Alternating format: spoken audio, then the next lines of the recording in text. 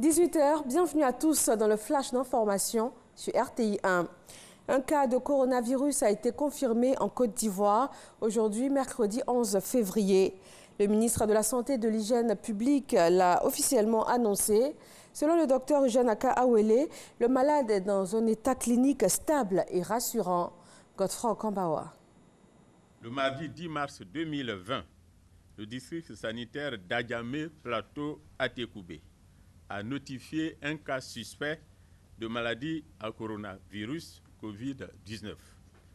Il s'agit d'un sujet de nationalité ivoirienne de sexe masculin âgé de 45 ans qui a séjourné en Italie et qui a présenté une fièvre, une toux et un rhume. L'analyse au laboratoire du prélèvement nasopharyngé a permis de confirmer le diagnostic de la maladie à coronavirus Covid-19. Le malade a été rapidement pris en charge au CHU de Treichville, au service des maladies infectieuses et tropicales. Son état clinique est stable et rassurant. Les contacts ont été identifiés et font l'objet d'un suivi. Le ministère de la Santé et de l'Hygiène publique rassure en conséquence les populations que toutes les dispositions sont prises pour une meilleure gestion de ce cas et un contrôle de la propagation de la maladie à coronavirus Covid-19. Par ailleurs, le ministère de la Santé et de l'Hygiène publique demande à la population de garder son calme et l'invite à respecter les mesures préventives déjà en vigueur. Un conseil des ministres se tient ce mercredi après-midi au palais présidentiel sous la présidence du chef de l'État Alassane Ouattara. La rencontre a démarré à 17h et nous vous en ferons un point dans le journal de 20h. Avant ce conseil des ministres, le chef de l'État s'est rendu dans la matinée à la levée de corps de Charles Dibi Kofi. Le président du Conseil économique, social et environnemental et culturel est décédé le 7 décembre dernier à Abidjan à l'âge de 62 ans. Ce mercredi 11 mars, la nation entière lui rend hommage. Chiram Kofi Abola.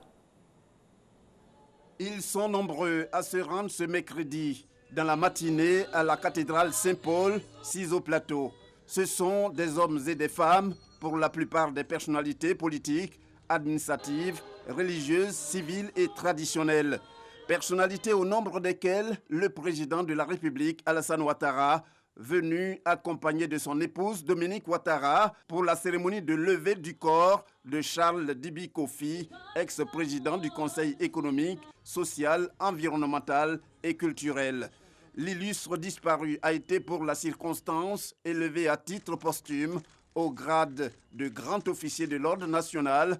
Une messe de requiem a par la même occasion été dite en l'honneur de l'ancien haut serviteur de l'État. Charles Dibi Kofi est décédé le 7 décembre dernier des suites d'une longue maladie. Sa dépouille sera mise en terre samedi prochain à Akangue-Sankro, Pakwabo, village natal du défunt, dans le département de Bouaflé. Les avocats de Charles Blé Goudé demandent au juge de rejeter l'appel de la procureure et de confirmer l'acquittement de l'ex-chef des Jeunes Patriotes. Charles Blé Goudé et Laurent Gbagbo avaient été acquittés de crimes contre l'humanité en janvier 2019, mais la procureure Fatou Bensouda a fait appel de cette décision en octobre.